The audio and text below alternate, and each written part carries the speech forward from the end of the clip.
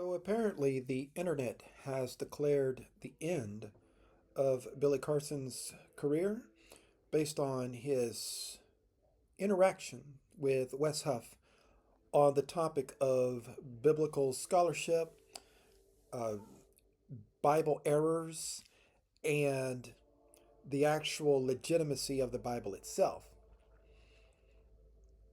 I got into all of this because my feed blew up with all these articles, or you say podcasts and videos about, Billy Carson, for example, his fans turn on him and all of this.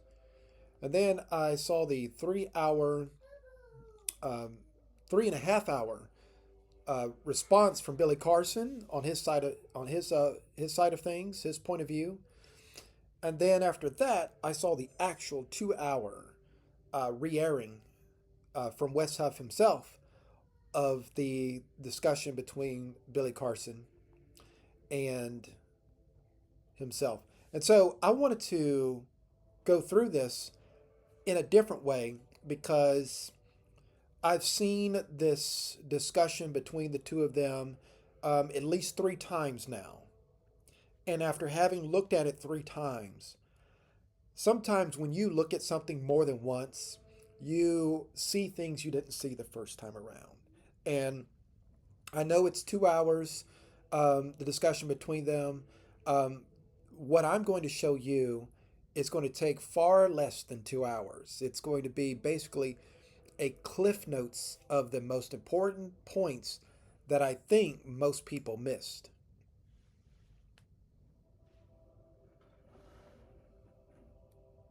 It's hard to imagine that at this point, no one knows about the clash between Billy Carson and Wes Huff. But basically, there was a debate that occurred on November 15th, 2024, between them that went over Billy Carson's critiques of the Bible. And Billy Carson made several claims about the Codex Sinaiticus, or the Sinai Bible, as well as the Gospel of Barnabas and the Gospel of Jesus' wife.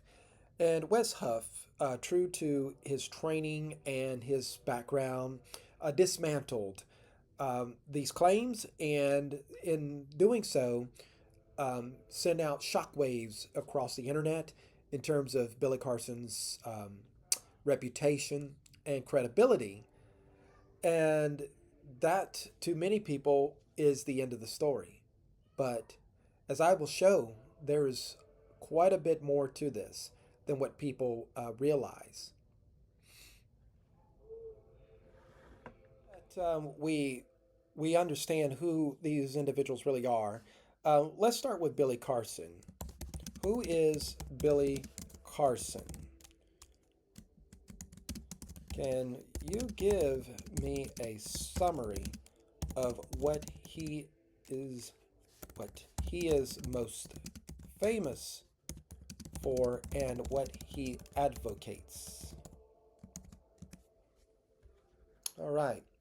So, Billy Carson, a prominent figure known for his work as an author, entrepreneur, and proponent of alternative history and metaphysics. He is best recognized for his explorations into ancient aliens, or should I say ancient civilizations, esoteric knowledge, and theories that challenge mainstream historical and scientific narratives. Founder of Forbidden Knowledge Incorporated, a platform dedicated to alternative history, ancient texts, and metaphysical topics. It offers documentaries, books, podcasts, and courses focused on themes like extraterrestrial life, sacred geometry, and hidden histories. It's basically a streaming platform of, as far as what most people know. If you subscribe to Forbidden Knowledge, you can get access to all of these episodes and documentaries and videos that cover things that, in many respects, you can't see on YouTube. Best-selling author, Compendium of the Emerald Tablets. Now, the Compendium of the Emerald Tablets is based off of the Tablets of Thoth, right? Or the Emerald Tablets of Thoth. And the Emerald Tablets of Thoth has been discredited, right? Um, so I will show that in a moment. But here's a little bit more about Billy Carson, right? And here's the thing. Let's just ask that question. Does the emerald tablets of Thoth exist?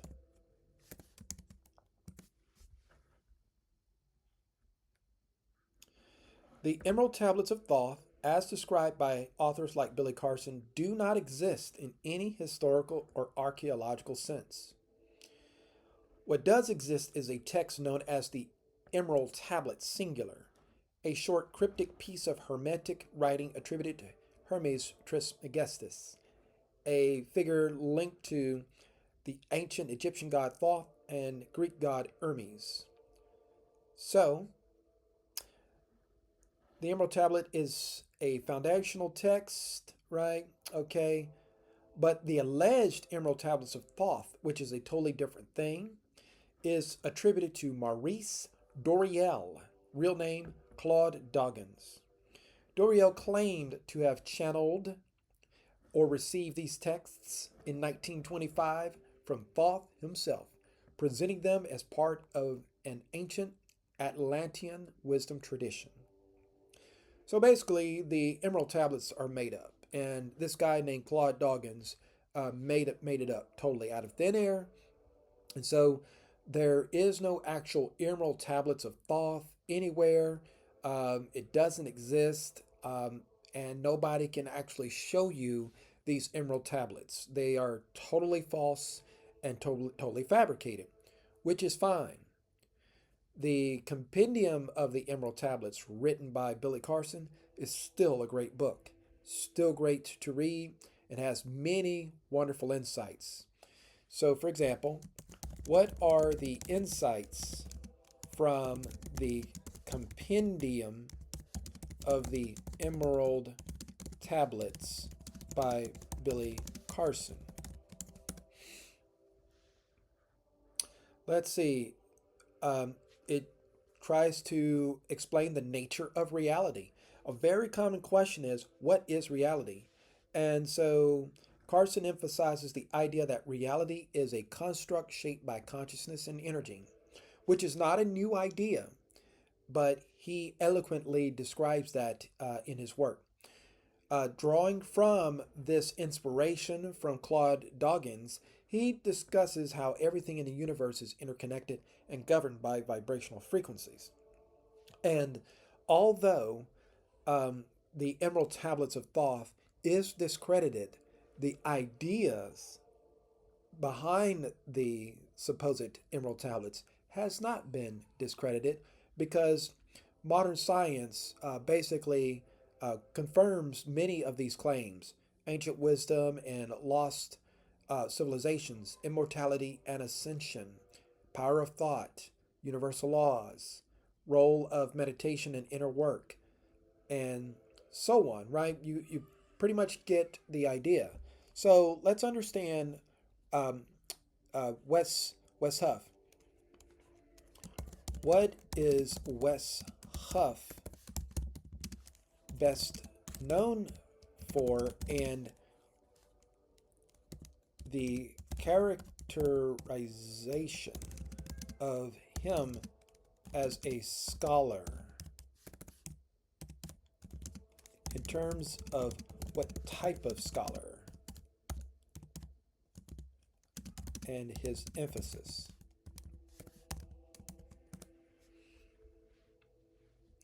So, Christian apologist, scholar, public speaker, historical reliability of Scripture. Folks, this is what this discussion is partially about. It's about two things. This is one of them: historical reliability of Scripture. And he basically, Wes Huff, he basically specializes in historical reliability of Scripture, textual criticism, and Christian theology, right? So those are overviews, right? And let's go a little bit into what Billy Carson is claiming, because people are familiar with what Wes Huff claims. If you have spent any real time looking at the historical truth of the Bible, then by extension, you know basically what Wes Huff is talking about. And so the issue is not so much about what Wes Huff was talking about, the issue is more about what Billy Carson was talking about. So let's dig into that a little bit here. So the first major part of the debate was about Billy Carson's claims in regards to the Bible and the actual parts of it, or at least certain texts that he claimed showed that the Bible was fake, essentially. And Wes Huff dismantled that in, I would say, in a very expert and systematic way. So it was well done, which speaks to his training, right? But then the debate shifted, the conversation shifted. It went into what Billy Carson said was that there is more to spiritual reality than the Bible itself, right? That was part of what he was talking about. There are several things that Billy Carson discussed that most people missed, and let's look at that. So let's start with the Dogon, right? What or who are the Dogon people or tribe in Africa?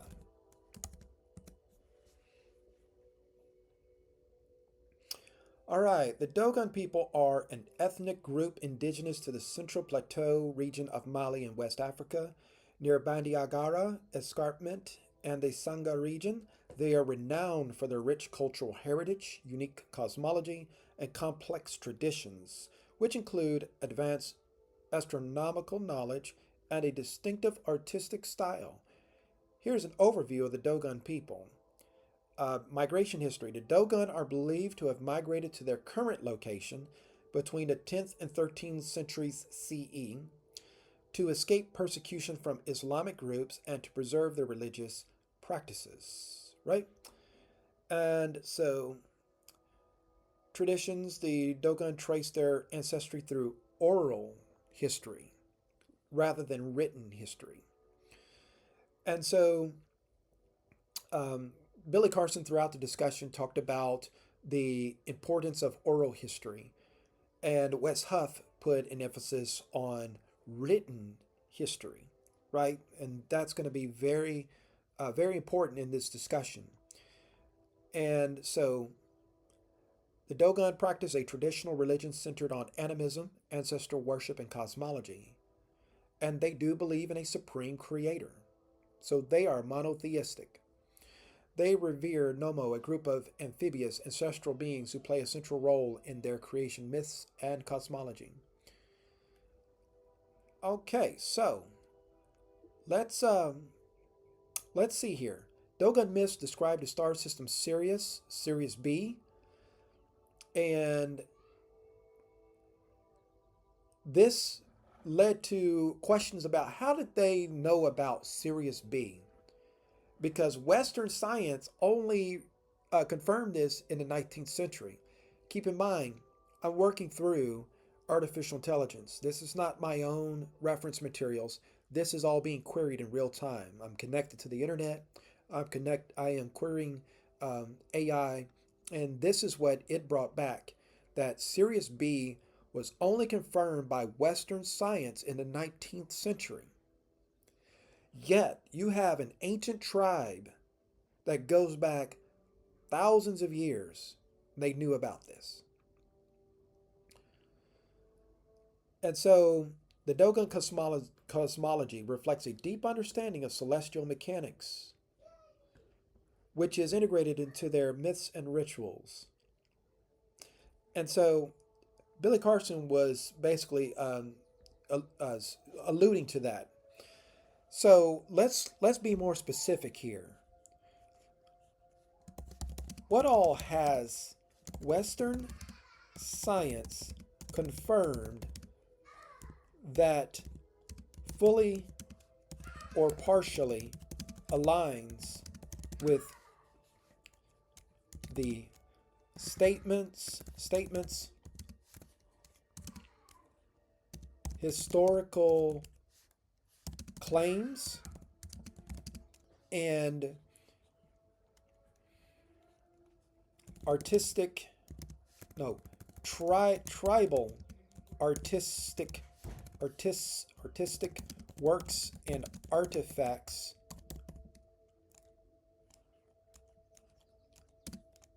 with respect to the cosmos, existence, and other pertinent matters. Let's see. This should be interesting. I've never asked these questions before, but Billy Carson brings this up, and let's see how accurate he is in what he claimed.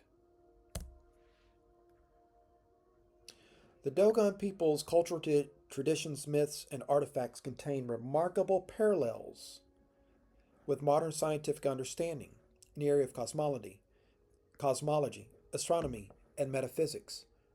While some claims remain controversial and lack conclusive evidence, others have been partially or fully corroborated by Western science. Here's a breakdown. They had Sirius star knowledge. The Dogon are famously associated with the knowledge of the Sirius star system, particularly Sirius B, a white dwarf star that orbits Sirius A. They also mention a third star, Sirius C, which has been hypothesized but not definitively confirmed by astronomers. You could say that if they knew about Sirius B and they probably observed Sirius A, then they also know about Sirius C.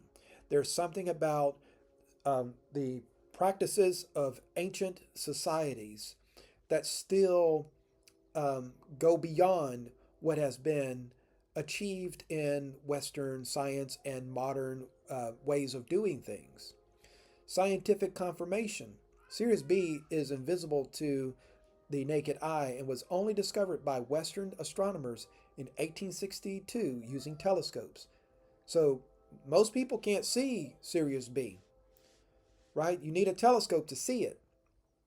But yet, the Dogon people knew all about it. They didn't have telescopes as far as we know.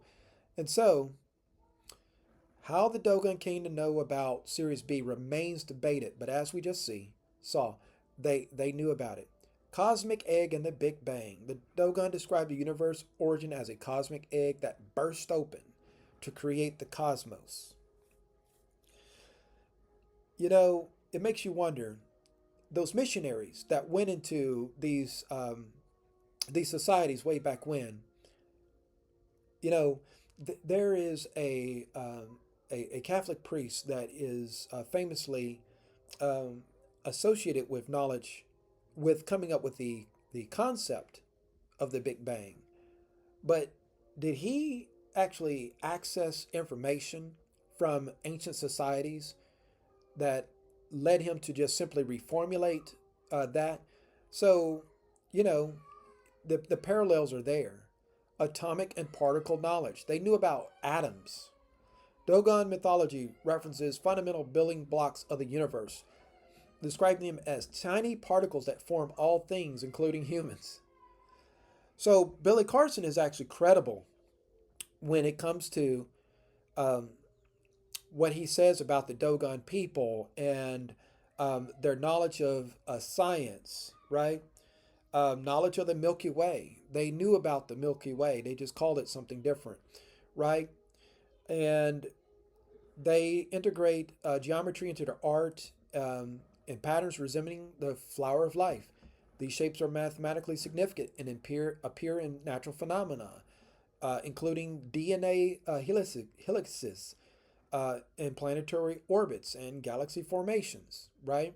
It's like the golden ratio. You know, the Dogon knew something about the patterns of life and water in life. The importance of water for life is a cornerstone of modern astrobiology. What do most scientists who deal with planetary science say, or what is known to be said, that water is an indication that there's a strong possibility of life. And so that goes hand in hand with what the Dogon has been saying in terms of how they artfully described the emergence of life. Um, Symbolic and ritual artifacts, right? Dogon granaries are designed to reflect cosmic principles, symbolizing the universe's structure. And I've never seen this granary, right? As far as I understand, a granary, unless I got this one wrong, is something that holds grain, but I might be wrong about that. So I would um, have this AI expound on that, but that would take the discussion much further than I intend. So, unity of the universe. So basically, there is a number of things that the universe got right. Well, since we have a quick bit of time here, let's ask, what is a granary? It's a storage of fit. Oh yeah, so it does store grain. Okay, and other things. So yes. So apparently they had a way of storing grain that was, you know. So so then so Billy Carson knows what he's talking about, and he mentioned things such as the Egyptian book of going forth by day. Um, and he talked about the valuable knowledge that ancient people have. Um, and so here's where I want to go with this is that Wes Huff basically rebuffed all of that, right? He rebuffed all of that, is saying that, essentially saying, if you read between the lines, that it's just oral history, right? So with that distinction, right? So in the debate between Billy Billy Carson and Wes Huff,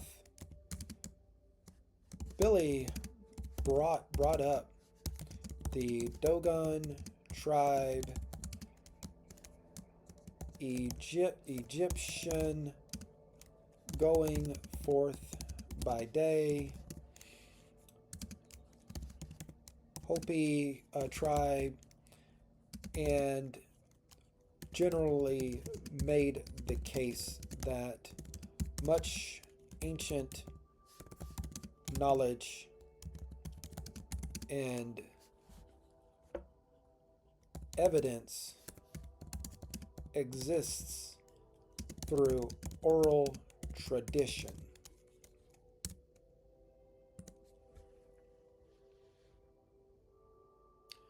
So this is basically what I am talking about here, the legitimacy and value of oral traditions and ancient knowledge compared to written historical records, right?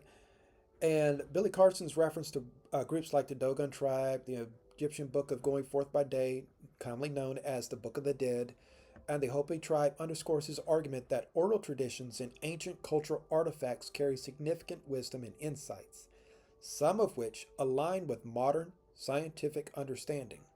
Right? And so that's basically what I started to see well into the debate is that um, Wes Huff, his confidence and his certainty about the Bible is based on the the concept of it being written and the concept of written records in general.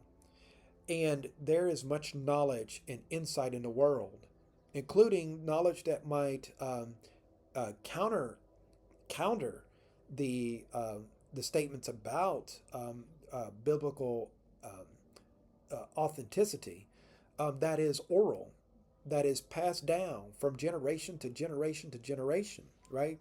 That's what oral is. your grandfather or grandmother said something, and then they got that from their grandmother, your great great grandmother, grandfather, and then you pass it down, and then uh, all the way down 10, 50, 100 generations later, that same information still exists, but it was never written down.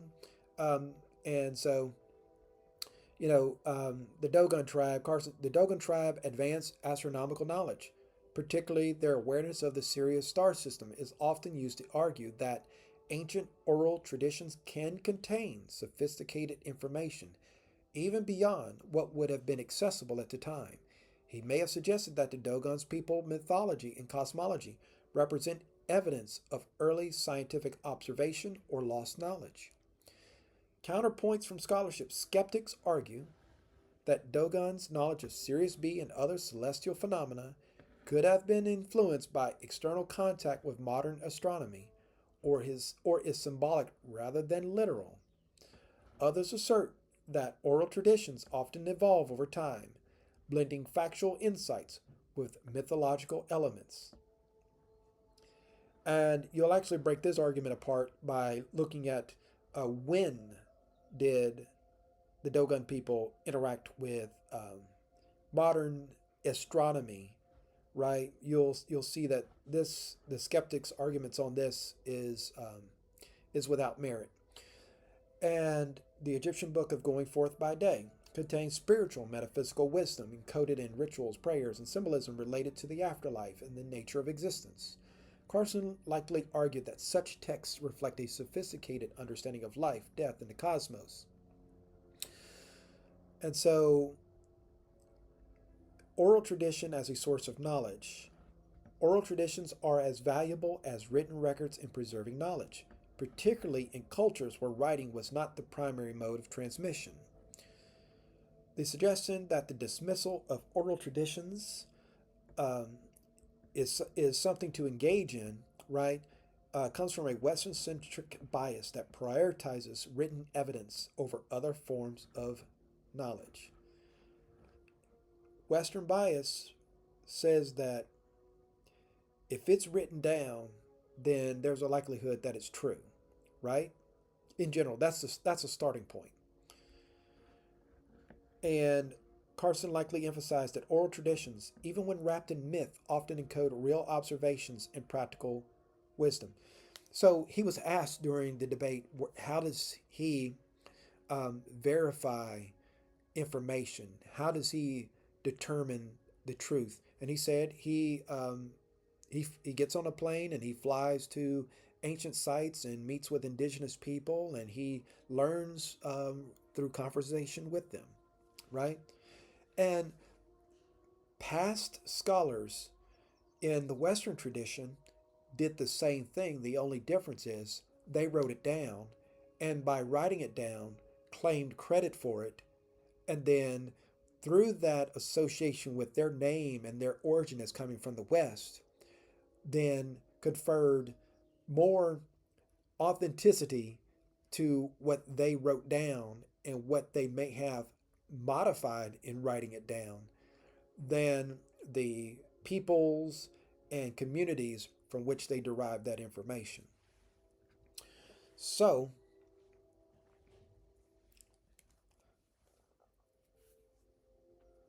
there was a point in the discussion between Billy Carson and Wes Huff where Wes Huff said, he asked, this is Wes Huff's exact words. Have you heard of the word verisimilitude? Do you know what that word means?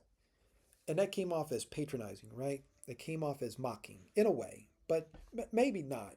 But what does verisimilitude mean? Because Wes Huff asked Billy Carson if he knew the meaning of that word. What are the implications for Wes asking Billy that question.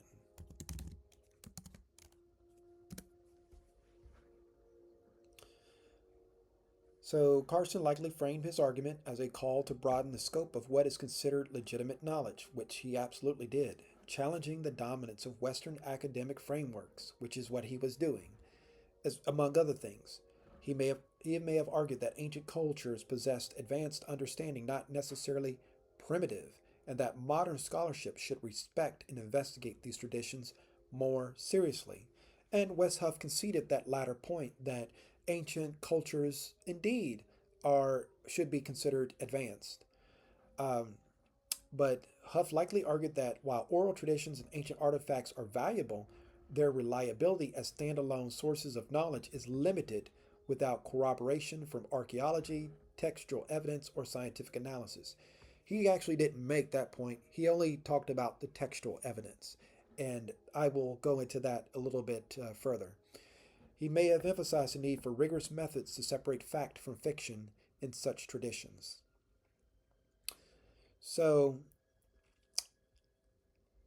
verisimilitude um, pertains to how a fictional story mirrors reality.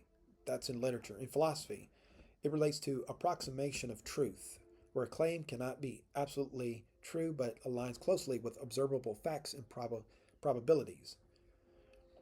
Or in discourse, whether something feels true based on evidence, coherence, or presentation. And that's where people got the initial impression that Wes Huff won the debate. And so here's the thing about all of that, right? So,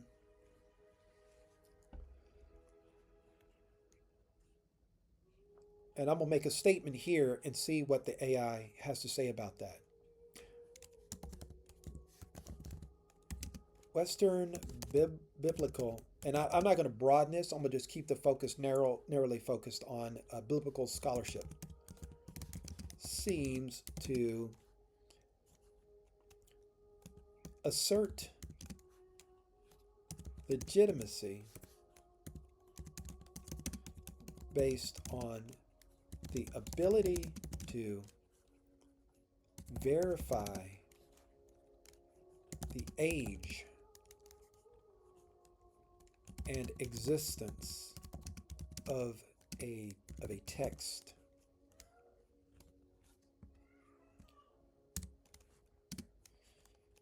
Evaluate that and explain if this is true, and if so, what does that mean in terms of objective truth?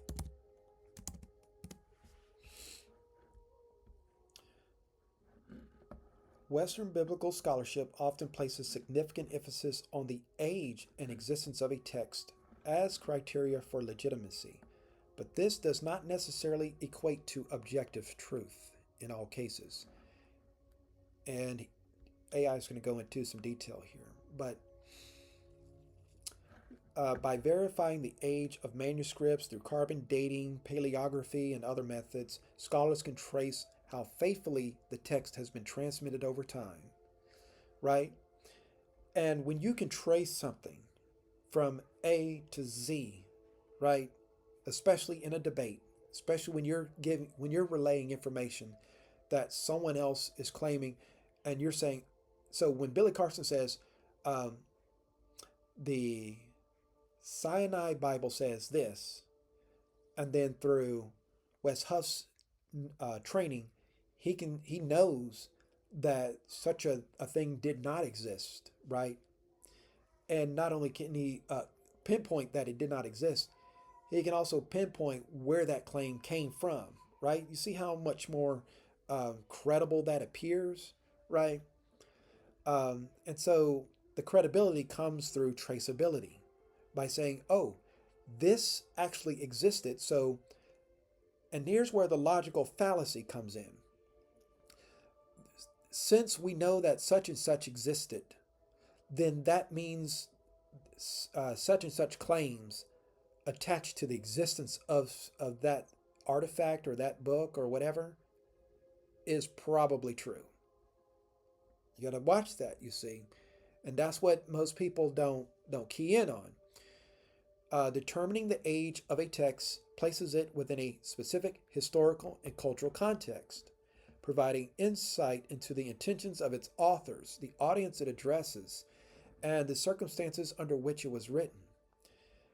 The existence of ancient manuscripts, such as the Dead Sea Scrolls or the Codex Sinaiticus, strengthens the case for the Bible's reliability as a historical document. And if it's reliable as a historical document, right, then all claims about its divine origin should consequently be true. It shows that the texts were not arbitrarily invented in later periods, right? And then some then stretch that to say that it wasn't arbitrarily invented at all. See, that's two different things, right? See, Billy Carson is saying that it's just made up by people, right? But he can't show when it was made up. And that's where the difficulty comes, right? Implications for objective truth. Historical truth versus objective truth. Verifying the age of a text can establish it existed at a certain time. It reflects the beliefs, practices, or narratives of a particular community. It has been faithfully transmitted over centuries. However, this does not confirm that the events described in the text actually happened. Let me show this to you again. The way that Bible scholarship works and what Wes Huff was actually doing is he merely was showing that certain things came into being as far as documents and text. All he could show from what he was taught and what he actually followed up on was that certain things existed at a certain time. But just because something existed at a certain time doesn't mean that the contents of that script, papyrus, scroll, it doesn't mean that what is written there is actually true. That's what Billy Carson was trying to say.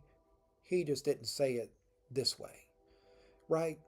Just because you can prove that a document is 500, 2,000, or 2,500 years old, just because you can prove that a document was written 100 years after the crucifixion of Jesus Christ, just because you can prove that that document was written 100 years later, and you can even prove within a reasonable degree of certainty that a particular person wrote it, does not mean that the person who wrote that was telling a legitimate story. It doesn't prove that at all. You don't have real evidence there.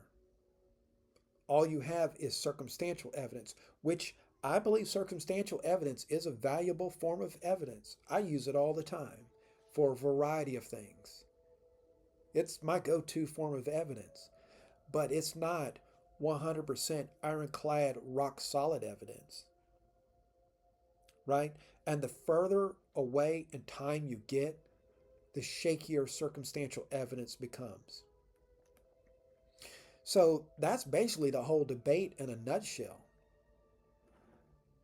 Symbolic and theological truth. Many biblical texts contain layers of symbolic, allegorical, and theological meaning, right? Just like the Emerald Tablets.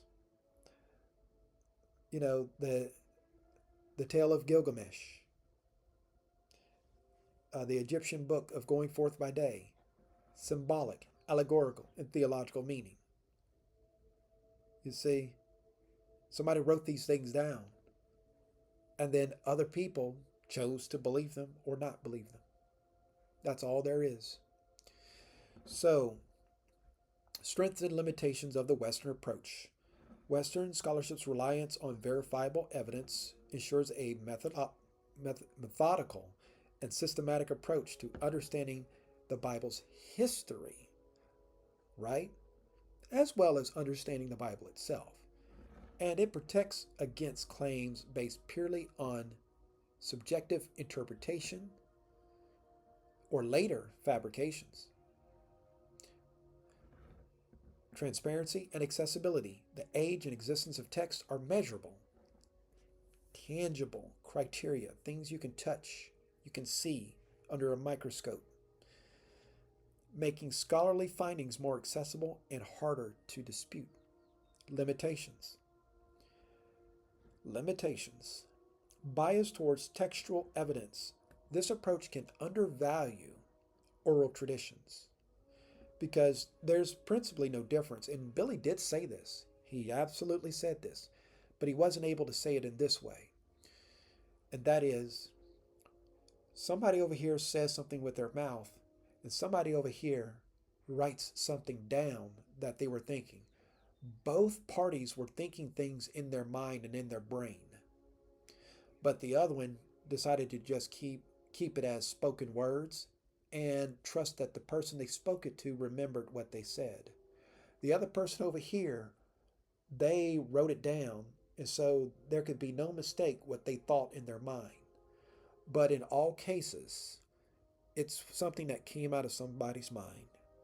And so this approach can undervalue oral traditions, which are central to many cultures. You know, you had the Hebrew oral tradition preceding written text, right?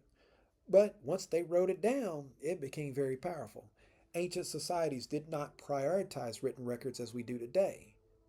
So written texts alone may not capture the full truth of their worldview. And that is still true today. There are still things that are said in the real world you'll never ever find online, in social media, in any database anywhere, right? In terms of, let's be clear. If you're around a cell phone or other device with a microphone, that's becoming less true by the day in the Western world.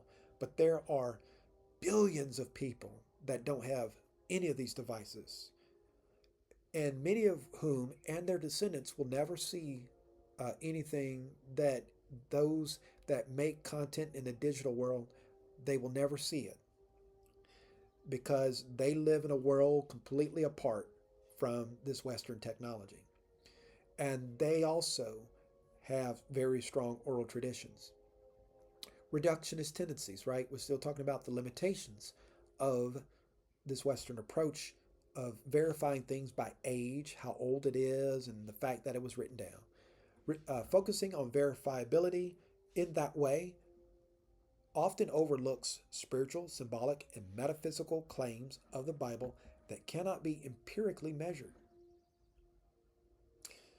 So I'm going to then move ahead, right? Because I think we really covered this, because here's where I started to see after the third time I watched that debate. Here's what I started to see.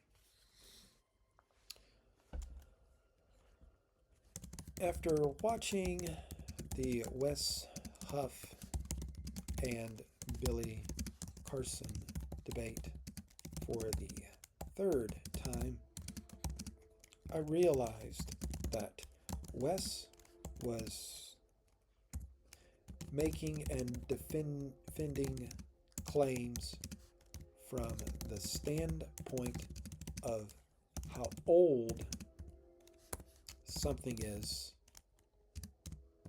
that is in a tangible written form.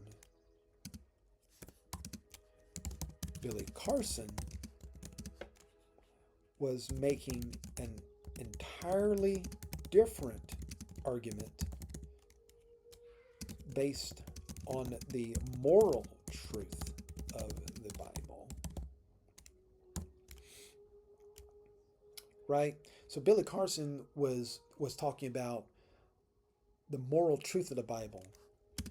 Billy was referring to genocides.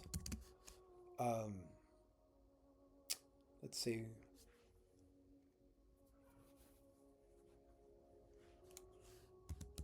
drunkenness. Let's see, in the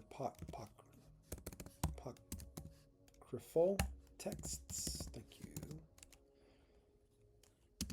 you. And let's go a little bit further with that. He was talking about drunkenness and corruption of humans by angels. Let's see. He was referring to committed by God and angels. And slavery.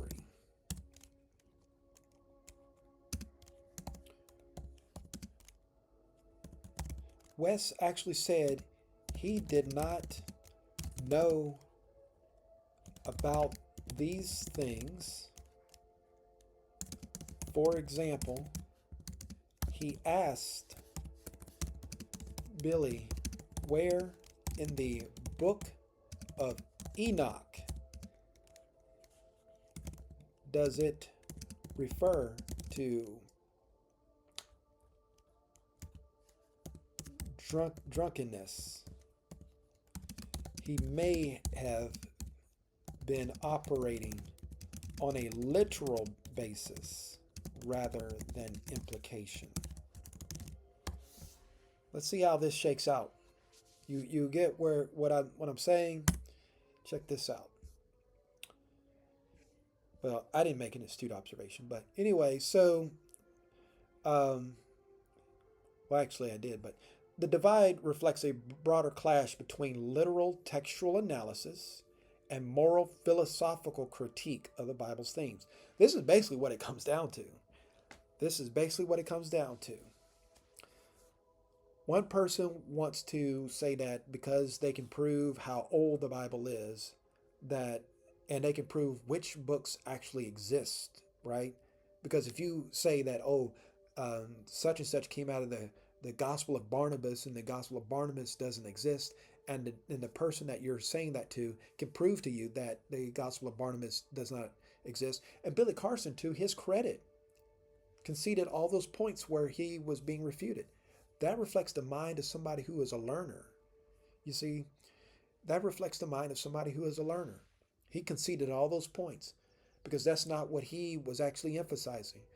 And Billy is really, his business is not in proving something, but making these general philosophical points based off of these narratives, right? So let's check this out. So Wes Huff, he emphasizes tangibility and verifiability. Huff is going to say that his claims are reliable because they can be traced to physical documents that can be, carbon dated, essentially.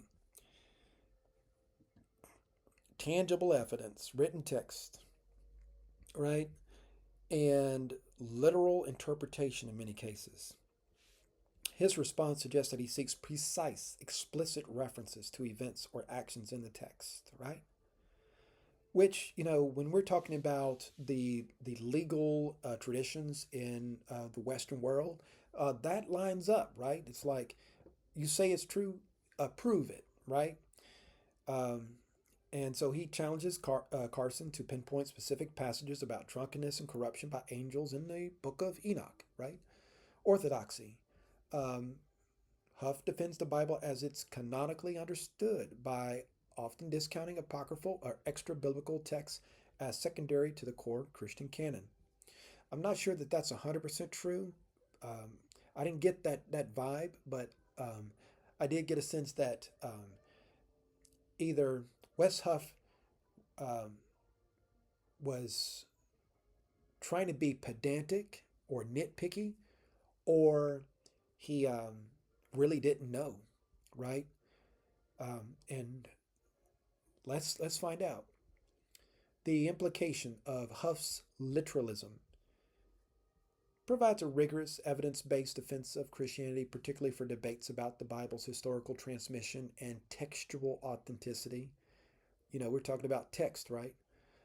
By focusing on written evidence, he avoids speculative claims and grounds in his arguments. See, in his training, if he has read something and he can prove that that something he read actually exists as a written document, and the time frame where it came into being and the events surrounding, or the narrative surrounding where that came that produced it, then he comes off as more credible, and that's what the audience picked up on. But like I said, that's the first half of the debate, right? The limitations, though, is that he's often going to miss thematic or moral implications of text, focusing instead on whether a claim can be traced back to a literal source. His dismissal of extra canonical texts like the Book of Enoch as secondary may overlook their cultural and theological significance, especially for those who see them as part of the broader moral or mythological context of the Bible.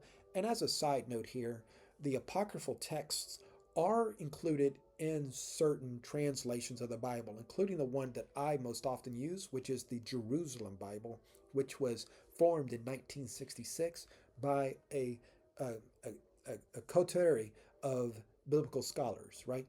And Billy Carson's approach, moral critique and thematic interpretation, right? So he bases his arguments on moral implications, right? And philosophical themes found in the Bible in related texts. So moral criticism, this is basically what he was doing, right? He wasn't trying to prove paragraph, sentence, and page what was going on. What he was saying is that he rejects the overall biblical narrative on the basis of morality.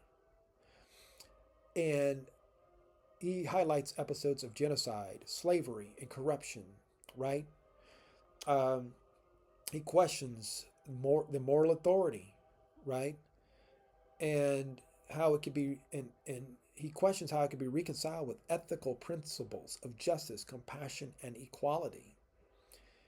And he does draw from apocryphal sources, right?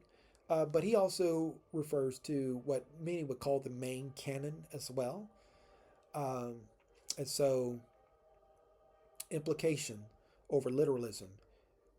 He's very comfortable making inferences. And if you watch it a second or third time and you really zero in on how he's communicating, he is not at all plugged into this whole thing of this gotcha game of, okay, yeah, here's the actual book, page, paragraph, sentence, and so on, right? He's more like, yeah, it's all a mess, and it makes no sense, and it causes a lot of problems. And he could not get a response on that basis, right? He just kept going, but he could not get a response on that basis, right? And you could say that he did try to go the way that Wes Huff would go with things, but you know, that's not really why he was there.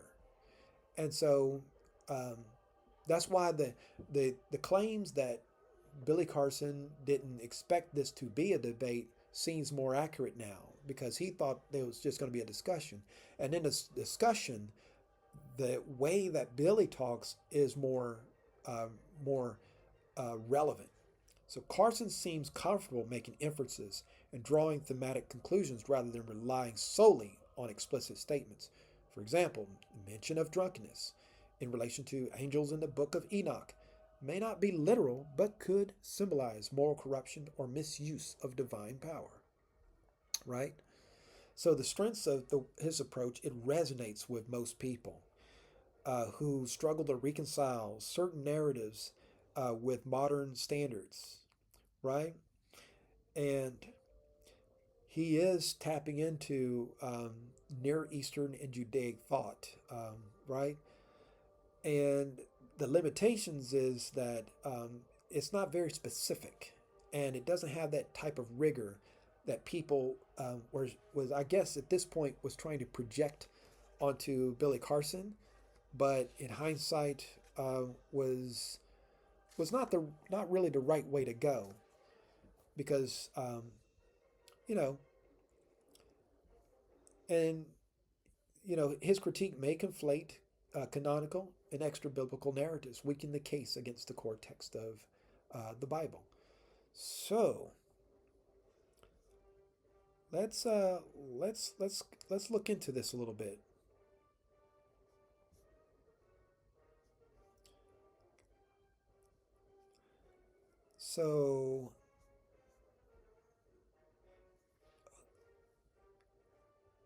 So yeah, Wes Huff is going to focus on what happened rather than why it matters, because that's really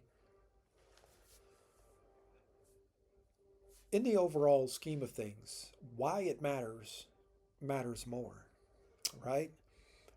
So what does this mean for what I want to find out is if that was true, right? Okay. Now, that's what I want to what I want to see.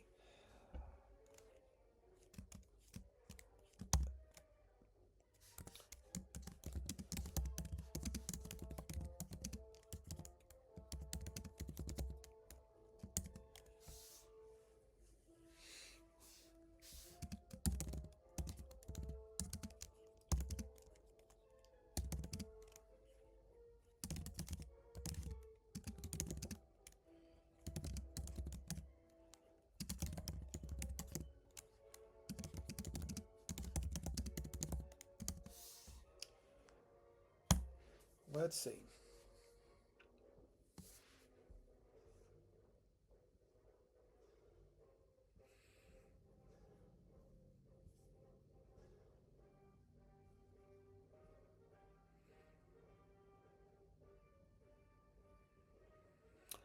So there it is. So you have what looks like evil empire style actions, right? And yeah, destruction of entire nations. They exist. And so Billy Carson's description is accurate. And some theologians would argue these commands must be understood in the cultural and theological context. But really, that doesn't make much sense, right? Um, because it still goes against a consistent narrative, right? Of love, compassion, right? Of being above the pettiness of destruction.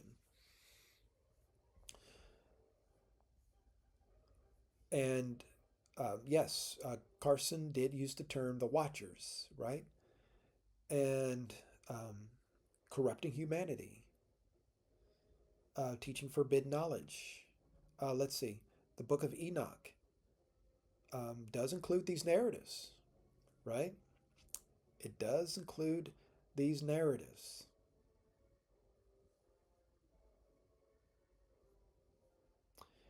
And the term drunkenness might not be explicitly in the text, but could be inferred as part of their moral corruption.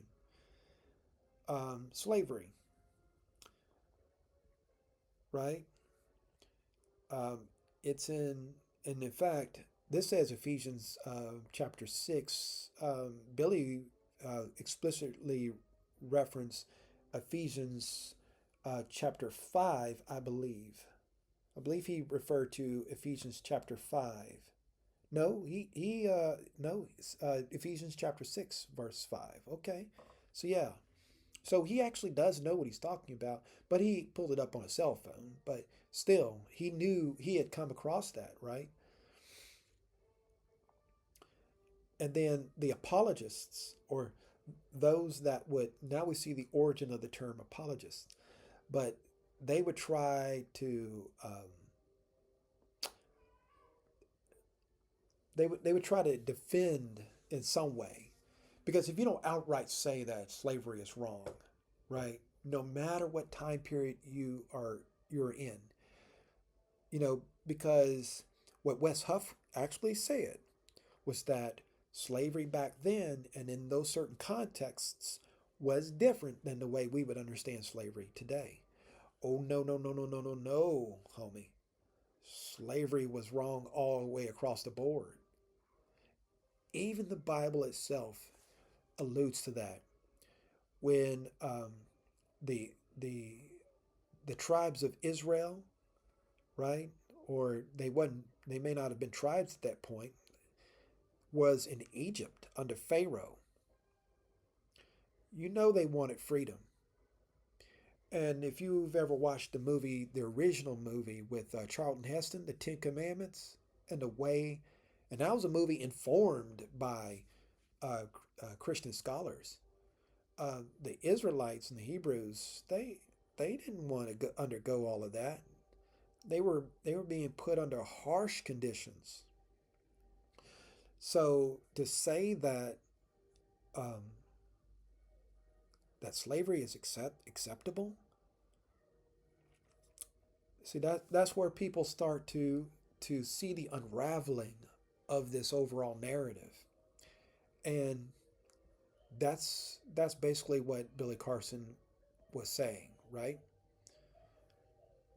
Others see the Bible's lack of outright condemnation of slavery as morally inconsistent.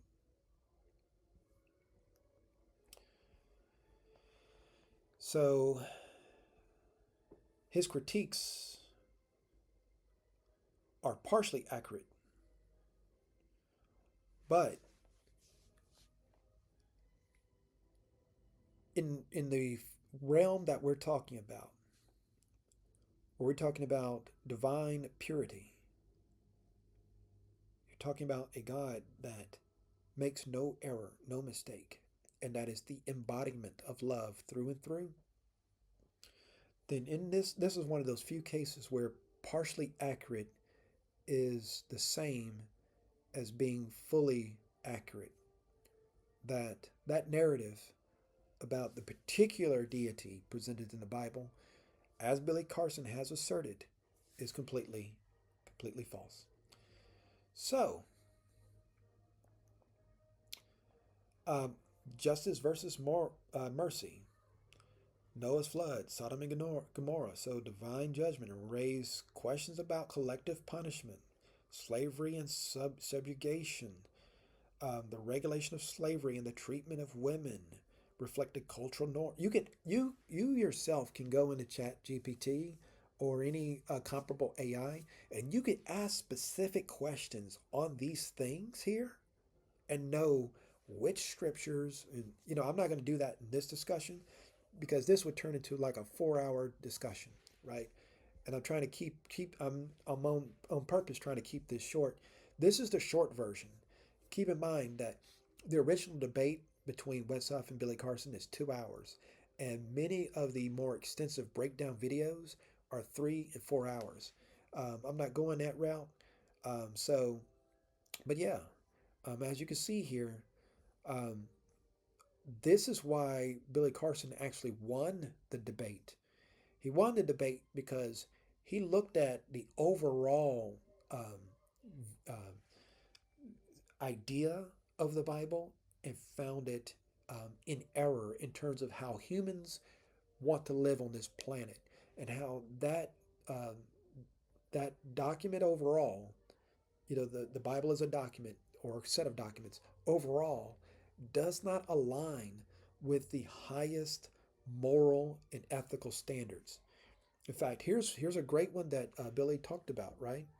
Um,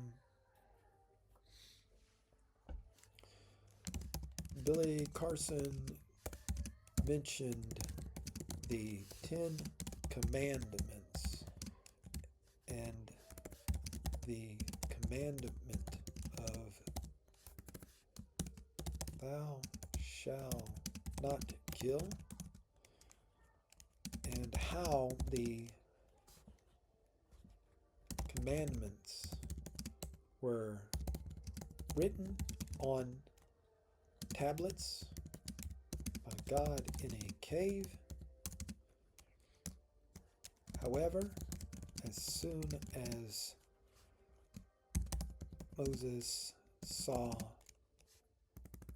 since Moses came out of the cave and saw the people build a golden calf, the first thing God did was kill half of the people.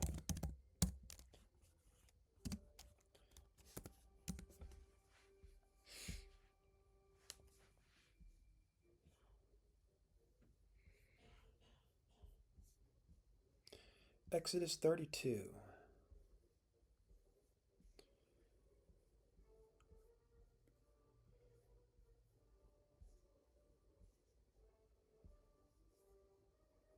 So God becomes furious at the idolatry and tells Moses that he intends to destroy the people.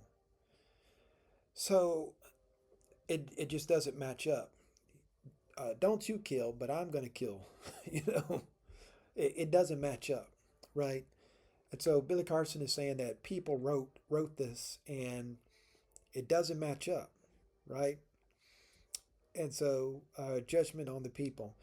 When Moses descends the mountain and sees the golden calf, he smashes the stone tablets in anger, right? And um, and orders the Levites to execute judgment by killing those who persist in rebellion. Approximately 3,000 people are killed. So there are many ways to look at this, right? Maybe this commandment doesn't apply to Moses and it doesn't apply to God, but it applies to everybody else, right? But even that doesn't work, right? Because it's like the Ten Commandments are presented as generic. It applies to all peoples at all times and in all ways. But then, in order to claim the promised land, you gotta take some people out, right? And so killing is still there, even though there's a commandment not to do so. And it's not like the commandment "Thou shalt not kill" came with was put on a stone tablet with fine print that had exceptions. Well, in general, don't kill, but except in these cases and in these circumstances, and use your common sense and that sort of thing. No, it was saying point blank, period, no question. There's no gray area. No, it's black and white. You don't do it, and you're in good graces, or you do it, and you gotta answer for it. But that law didn't last an hour before it was violated across the board. So and then you know Billy Carson is highlighting a paradox, right? And it's so Billy Carson is looking at this from his heart, from his intuition, right? And yeah, it's the original Hebrew is you shall not murder. So there's a distinction between murder and killing. Murder typically refers to unlawful, premeditated killing of innocent individuals. You see. So that means the Bible does not prohibit all forms of killing. For example, hey, how many people who've made it this far actually knows this? I didn't know that. It allows for capital punishment. Genesis 9:6, and killing in war. Didn't know any of that. From this perspective, so killing is part of Christianity. We've just established it here.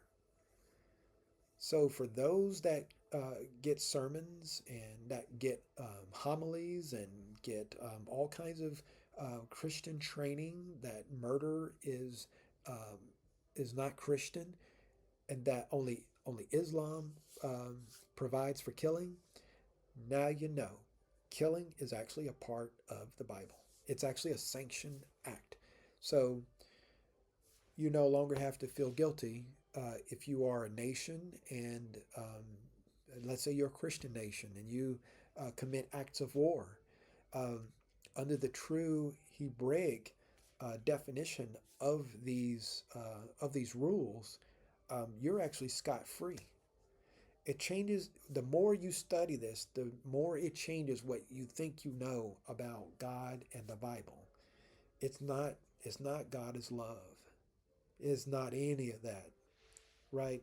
It's something altogether different.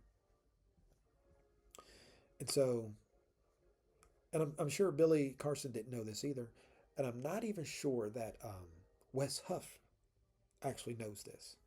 So anyway, but or if he does, he's not going to verbalize that, right? It may be one of those unwritten rules in divinity scholarship that this is not an interpretation that you discuss openly, right?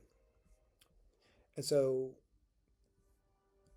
yeah, so that pretty much concludes that for me. When I saw that, when I just saw that, I was like, there's no need to actually even and see the AI is not human. It's just going to say, oh, this is what it says. So technically, um, right? Technically, what Billy Carson is saying is valid, but but here's what it really says, right? And so it is allowed. So it's like, okay.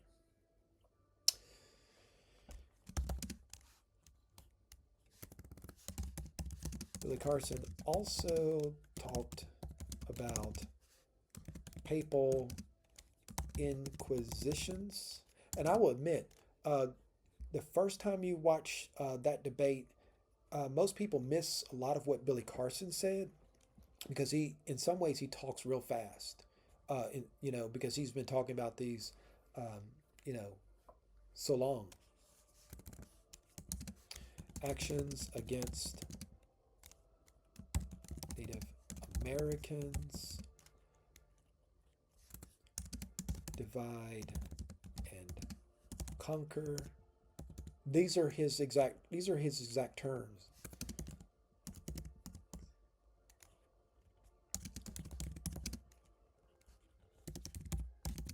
People thinking they are the chosen people and thus their actions are fully sanctioned.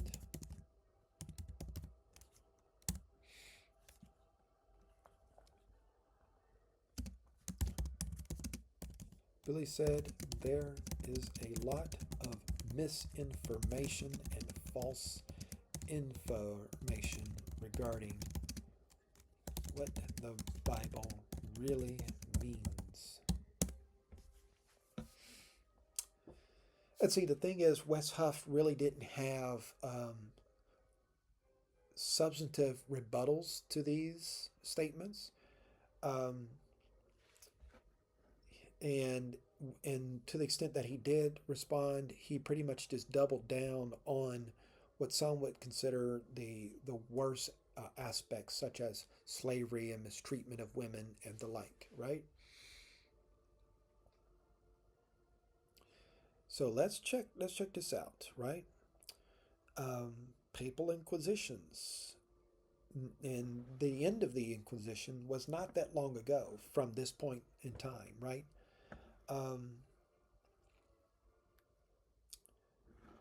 People were burned at the stake for a lot of this stuff, right? We couldn't have this discussion that we're having now during those times, right? Um, but suppressed dissent to maintain power at the expense of human rights, right? Back in the day, torture, executions.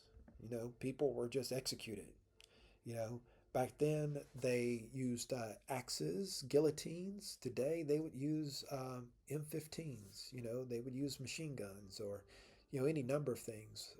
Lethal injection, right? Um, goes against this statement: love your neighbor as yourself, right? I'm sure you wouldn't want to execute yourself, right? And so, but there it is, right? Historical context. While these actions were carried out in the name of Christianity, many argue that they reflect institutional corruption and political agendas rather than biblical principles. But as we saw earlier, you can actually explain that away by saying this is here's what it really means, right? During European colonization of Americas, many atrocities were committed against Native American. The colonizers often cited the Bible to ration passages like "subdue the earth," right? Subdue the earth. Great Commission to claim divine authority for conquest, right? Doctrine of discovery, right? Let's see. Divide and conquer. They often European powers often pitted indigenous tribes or African groups against one another to weaken resistance, right? Put you up against your brother or sister, right? Make it easy to bring you down, right? Um, Theological differences and denominational conflicts have been weaponized to maintain control over populations.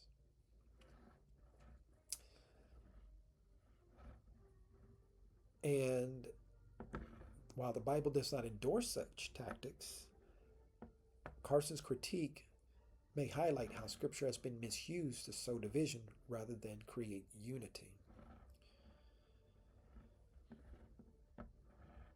Right? Exclusion and oppression. So it just goes on and on and on. So there's actually a deep background supporting what Billy Carson was claiming. So Billy Carson knows what he was talking about. Let's see, Billy Carson also claimed angels married women.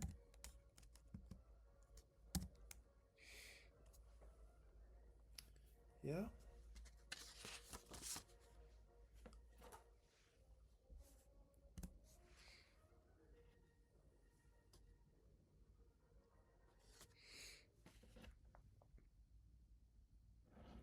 Oh, okay. Let's see. King James Version. And it came to pass when men began to multiply on the face of the earth, and the daughters were born unto them, that the sons of God saw the daughters. Oh, I've read that 1,000 times. Let's see. And yeah, people would say that sons of gods would be fallen angels, and yeah, okay. Took them as wives. You got some. So basically, you got some weird stuff that go on between heaven and earth, right? Book of Enoch. 200 angels, led by Simjaza, lusted after human women and made a pact to marry them. And Billy Carson actually brought this up. These are his actual statements: weapon making, cosmetics, and astrology. He literally said that. So he knows what he's talking about. He actually knows what he's talking about. All right. So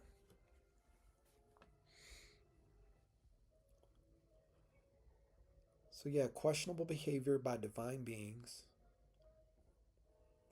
So I'm going to start to wind this down, but Wes Huff did have one attempt at rebuttal.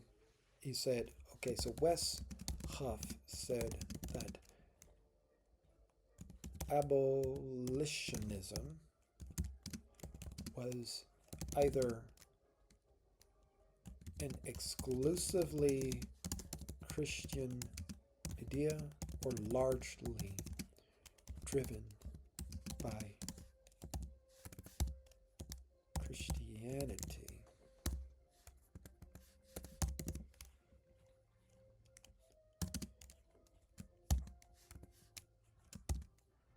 Historically,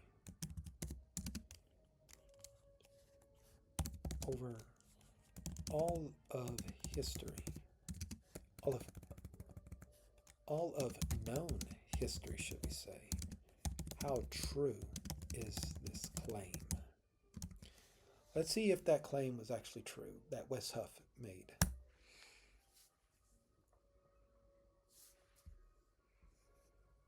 Partially true, but oversimplified.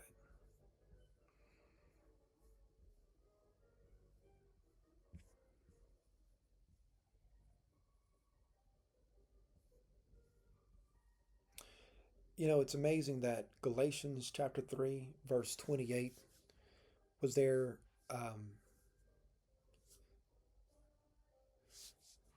That actually says, there is neither Jew nor Greek, slave nor free, for you're all one in Christ Jesus. The entire 400 years of slavery.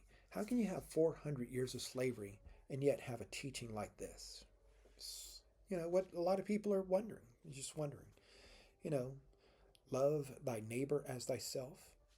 I mean, how can you have an entire industry of slavery that crossed multiple continents, that involved an entire empire of Christian nations, and have teachings like this? It doesn't add up. Yep.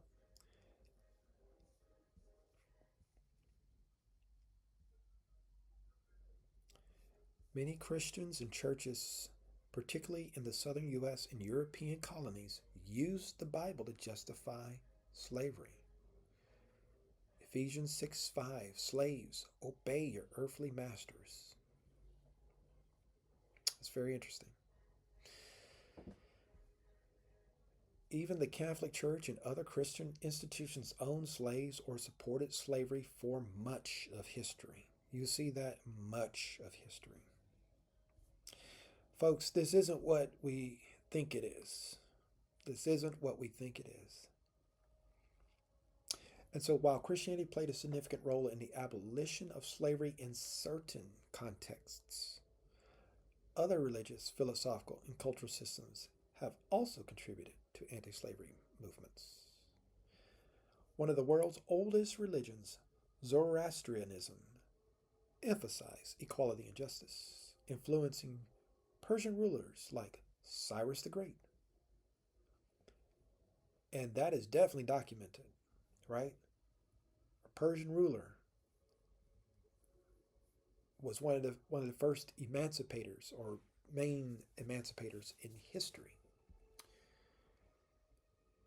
And we know Hinduism has some issues with the caste system in the past, and the group that people have called the untouchables, as well as other associated concerns. But they did try to be much more inclusive over time. Enlightenment thinkers, right? People that thought in a more humanistic, secular way worked on that. Indigenous resistance, right? I mean, people that are oppressed are definitely going to be your primary abolitionists. So societies in Africa and the Americas and other, they resisted it. I mean, that's core to being a human being, is you want to be free. Queen Nzinga, Ngongo, and Matamba, they opposed the slave trade. And so in Haiti, you know, you're still dealing with the results of all of that, even to this day. So that's really what Billy Carson is talking about, right? So it's not about, at the end of the day, it's really not about him um, winning a debate, right? But it's about him talking about what impact does this source of religious and spiritual um, instruction have on humans and our relationships with each other, right? Um, Wes Huff made the statement that the Bible was written to us, but not for us. And you might be scratching your head.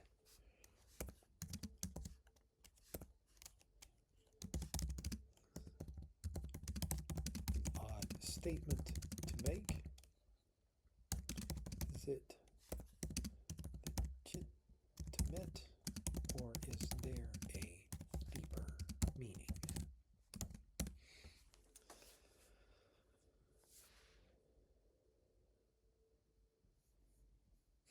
So it's an her, hermeneutics. Wes talks about hermeneutics quite a bit. Hermeneutical principles.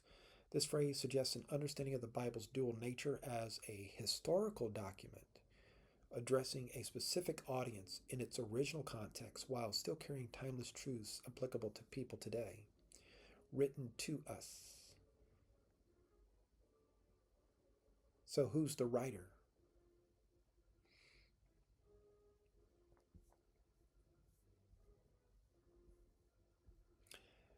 All scripture is God breathed and is useful for teaching, rebuking, correcting, and training in righteousness. That alone is very troubling because, as we saw, the righteousness training probably needs significant tweaks, modifications, and upgrades. Universality of the message. Universal themes such as sin, salvation, justice, love, and the nature of God. These messages speak to us as much today as they did to its original audience. Not for us. The Bible was written for specific historical audiences in their unique cultural and linguistic contexts. Written over approximately 1,500 years in diverse settings, many passages reflect customs, laws, and worldview of those specific times. It's possible it may not be applicable today, given how it may not even been applicable then, but given how most people feel about morality, there may be a case for something different. So,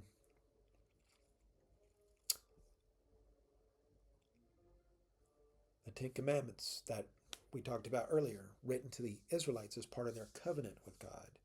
But it's oftentimes touted heavily in America and Europe, right? And as we also saw, that it may actually be misunderstood. It may have to be restudied and re-understood.